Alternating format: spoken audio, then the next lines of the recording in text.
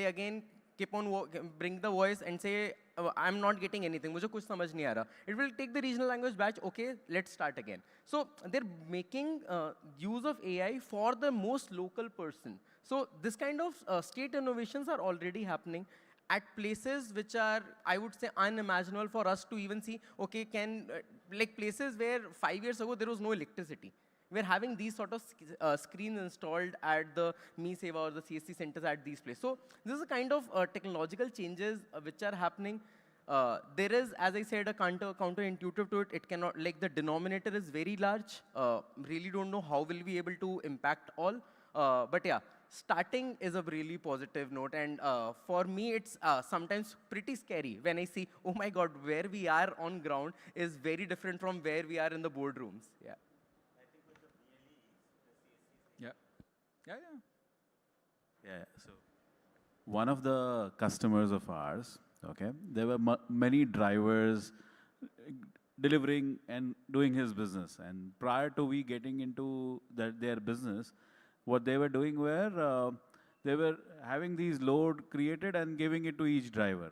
Now, these drivers were very smart, okay? So what they used to do was, they used to figure out how to deliver it best, okay?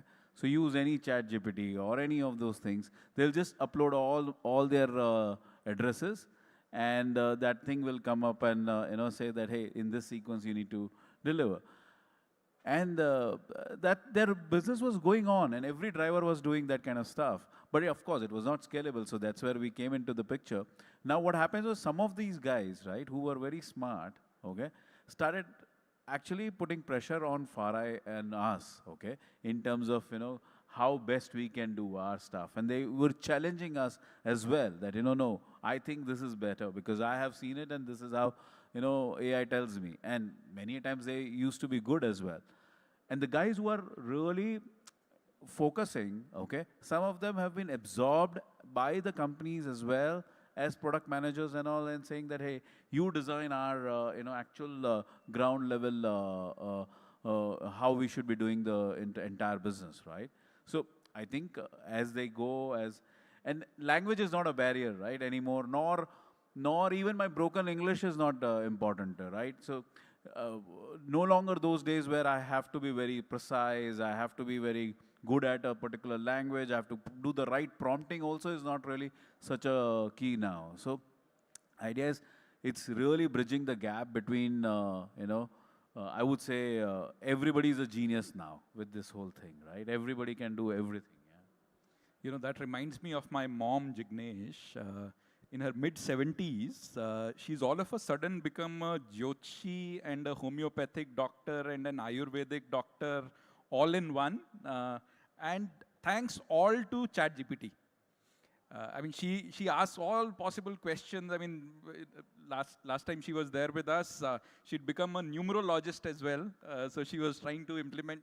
So the point that you're making is spot on, that the future is now going to be about you not necessarily learning all these skills, but knowing how to be able to use the appropriate tools at the right point in time, which is a very interesting accessibility and empowerment angle that I want to touch upon with this group, and maybe this is the last set of conversations that we will do, which is, what should the kids today, and this is not just about kids who are in the cities, people who go to the international schools or the top schools, what should the kids sitting in rural India be learning today, or kids sitting or learning in vernacular language be learning today, so that the digital divide or the AI divide 5 years out is going to be much narrower than what it has been in the tech world over the last 30 odd years, 40 odd years. So I want to touch upon that. I know Jignesh wants to make a point before we do that. Yeah, no. I want to actually start with that itself. I wanted to start on that whole topic. So imagine now what our actually curriculum was up to, matriculation, and then probably do the, what you call, higher studies and everything, was a very structured and very precise, and it was more tool focused, okay? The new children or new team that is going to come, right, needs to focus on idea generation. Okay, they need to be taught, explore your mind. Nothing is impossible. Okay, and schools should be more of teaching them what is ethical, what is, how to live in a harmonious way, how to be, or rather, how do we work with the society, and how can we be a good citizen in society. Schools need to teach that, and children needs to be taught only to explore what do you call, whatever that comes to mind. Okay, if they want to fly, they can fly.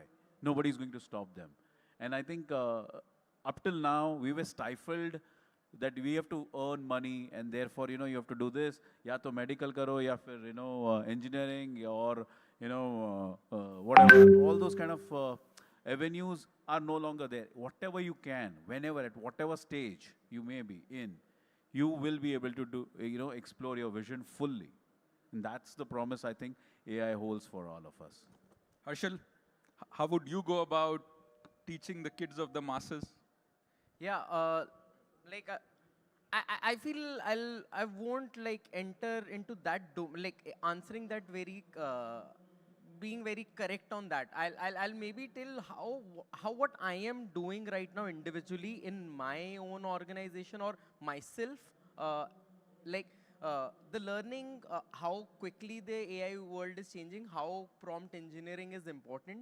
Everyone needs to start learning that. If you are not trying to update your knowledge set, you may fall behind. This has been the saying like survival of the fittest. So that is something I tell everyone. Second, around hiring, like what I'm right now looking for in kids, if I'm hiring someone maybe at a graduate level right now, if anyone is not using AI to make some sort of pre-read or a pre-notion work that we give him, I see it as a crime. I always want someone who spend some time and let AI do the basic level of strand work, and you build on that knowledge creation where the human mind comes into play. The innovation parts which maybe your prompt was not able to give to the AI. So right now, what are the avenues that the marginalized section individual kids shall look forward to? I would not like, I'll still wait for that to see, okay, where do they need to invest right now? I still feel where they're investing in education, I'll want that to happen. I'll want state maybe to think around where shall that investment in education or curriculum shall be brought about, because institutional level issues with education will remain. I would not like jump the gun and ask the marginalized students to maybe change the course of way that they're doing right now. Shayak, I want to touch upon, you've had the privilege of being to some of the best institutions across the country and the world, including places like INSEAD, Symbiosis, others. How is that going to change? Is higher education going to become less relevant in times to come? And again, I'm asking this question from a have-not standpoint. I mean, currently the divide keeps growing because, I mean, very often, even if they are able to get to a grade 12, their ability to go through a proper education, the best-in-class MBA or best-in-class higher education is still elusive. Will it stop mattering in times to come, or do you still see relevance of the B schools that we all went to? Is it okay if I combine the answer? Yeah, please. Okay. So I've been thinking very deeply about it because I've been thinking about building educational systems, etc. I come from a family of two principals. My mom, government girls' high school, my dad, government boys' high school in villages in Bengal. So the way I think about it is the following. First, the way we measure people is about to change. We measure people based on IQ, right? What is IQ? It is a very limited understanding based on a rote learning method that we've treated so far as a benchmark, the test results, the IQ that we use. But actually, people have all kinds of intelligence and all kinds of ways to learn and grow. And the internet gave us wings, right? When I was growing up, doctor or engineer, right? Sure. Or maybe armed forces. I did the armed forces. Okay, good job. But the problem is, the next generation did not care for it. They actually said there are n number of options. Today it is n to the power n number of options because it just opens up my ability to explore what I'm good at and then make it that much more productive for me. And actually speaking, think about it. Most of the times digital creators earn more money than people who are going to do white collar jobs. Okay. Now, so that also brings me to the question which you asked me. I think the importance of branding is not going to go away. So larger institutions that have earned the right to brand continue to create nexus, continue to create alliances, communities that will hold importance. So a lot of people go to these MBAs or to these branded institutions for 3 reasons, right? I get to learn, I get to network, and I get to catapult in my career. Okay? Now, I get to catapult in my career goes away. I can still do that without that. But my network and my branding doesn't go away. That is still very important. So I don't think the value of INSEAD per se will reduce. How the value is attributed, that MBA will go away and something else will emerge. This, I think, a very interesting thing to understand is how we think of what should people actually learn. My personal belief, first principles. What does that mean?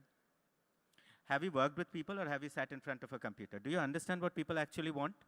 Have you gone out there and worked with the masses?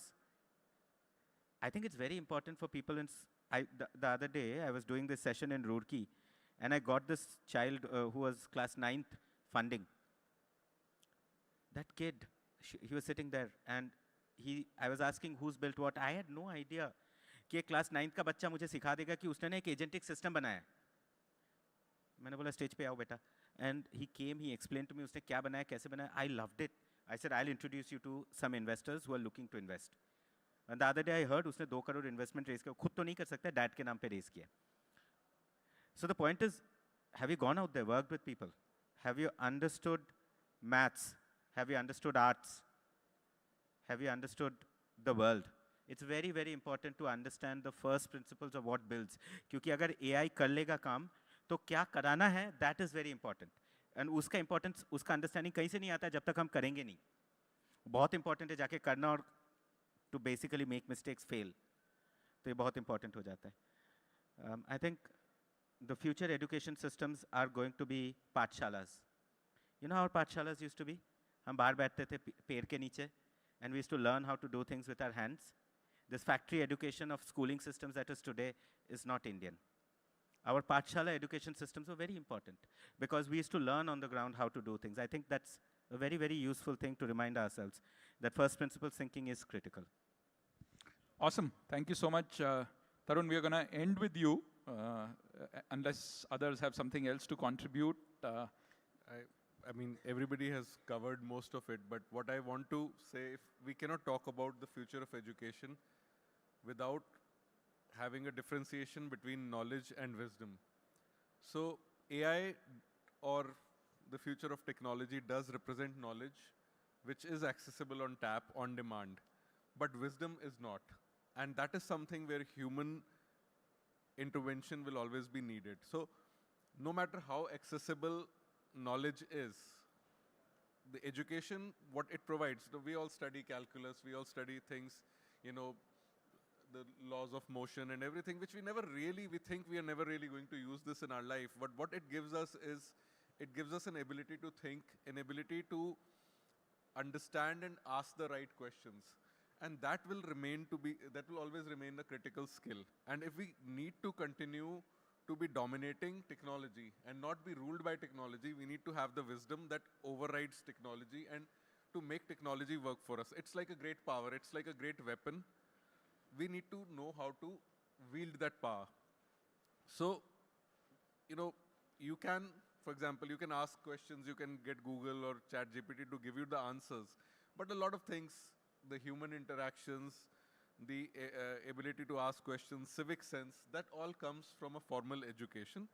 The way that formal education and the objective of that education is going to change drastically, but I think there's still, until we can plug our children into a neural network and download all the, coding into their heads. We need to send them to a school, whatever version of that school, and we need to have them interact with their peers. We need to have them ask questions, and they need to be asked questions so that they're able to think and they're able to ride the technology tiger rather than being trampled by it. Now you bring a very important element, which is the social learning is a very, very critical component of learning, which the AI native generation is going to miss out on if there is over dependence on that. So it will always require that. But I'm hoping that that digital divide that has existed will not be the case, because the social learning can still be done in a village, in a rural context as well. You don't need to necessarily go to the top brass schools to get the empathy, get the social aspects of learning. Since you picked up the... I actually wanted to use the word empathy, which you said. So, yeah, idea is that there is less of divide between, somebody who had the access to the elite tools versus somebody who never had any access. That is gone. And what happens is after that is this human element comes in. So when we say rural and when we, in our mind we think that, less educated, or honestly, let's put it this way, really speaking, or a vernacular language or something like that, less educated. However, the best of ideas are actually lying over there. They actually understand the environment like anything. None of us even can come close to that kind of wisdom and environmental wisdom, right? They understand that, this land is not to be cultivated because it's healing. Nobody else thinks like that, right?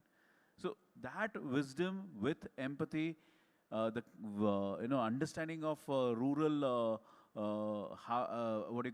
environment and everything is something is going to really be the one which will shine out, I think. Can I?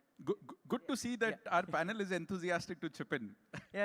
Just one thing on what he said very clearly regarding my mind just went to what we are building for and for whom we are building for. Like we build great codes or we build a great platform or interface, but when we do a UAT or the user acceptance testing of the product we have built, are we doing it for the last mile citizen? Do we do it with the last mile citizen? So we have one innovation in our organization. What we do, what we call is a citizen experience learning lab, where we don't do like whatever product that the government has built, which they say is a great technology or a great new portal that they've built, where quickly everything will be done. We go to the citizen, we sit with him and ask him, okay, now the different languages being used, your local language is used. Are you able to access it or not? And when we talk to a citizen, we understand there are a few nuances that exist only with that citizen. Like even us sitting here cannot realize that. Giving an example, a word like Panjikaran is difficult for a person in a rural area to understand, but the word registration, he still understands. A word like labor card, he understands. But a Shramik card, he's like, I don't know what that is. So those kind of insights you won't get if you're not sitting with a citizen and you don't learn with him and feed the system those kind of information and then build the system for the last mile citizen. So that will remain of utmost importance. I just thought of a very interesting story, and I want to end on a ray of hope. There is this school in Texas. US में ना, the schools are rated from A to F. A matlab best, F matlab fail. And it is dependent on the student's performance. So ये school ना हर बार F, every time it gets F. So 2024, the principal, she introduced AI to teach every student. But what she did different was, she made the AI such that it was teaching each student uniquely. 2025, guess what happened? That school became the top 1% in the US. 15 minute din ka. 15 minutes of AI education. She also did one other thing. She removed 2 hours of classroom and said, ye 2 ghanta bacche khelenge. They will play sports. And so she basically removed 2 hours of education and introduced 15 minutes of AI education. What had fundamentally shifted was the kids were not afraid of the teacher anymore, or they were not antagonistic to the teacher anymore. And the teacher did not have a preconceived notion कि इसको तो कुछ नहीं आता है.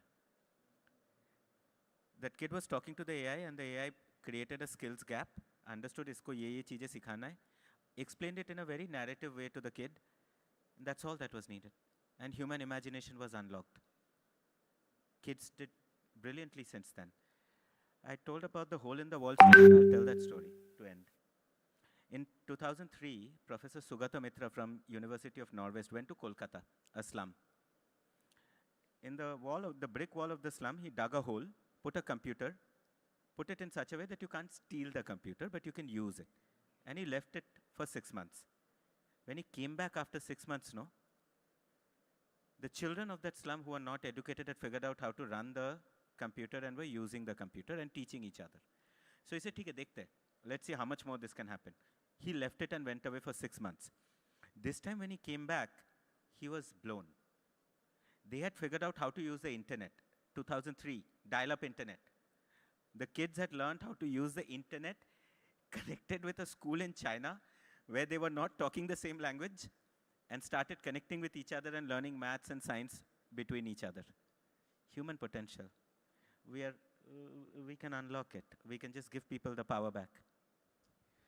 Thank you so much, everyone. This has been very exciting conversation. I didn't think that the panel will last this long, but we've managed to have some interesting conversations here. I think the future is bright. If technology over the last 2 or 3 decades ended up creating a little bit of a digital divide of the haves and have-nots, I am hopeful that AI is actually going to be bridging that gap. We discussed how AI is not here to necessarily take jobs away, but make people more productive. AI is not just about masses being consumers, but masses being creators, and not just content creators, but technology creators. And the hope is that the masses will step up, masses will take the initiative. We also discussed how masses very often have the pulse of the situation much better than the classes who may be very often sitting in their ivory towers.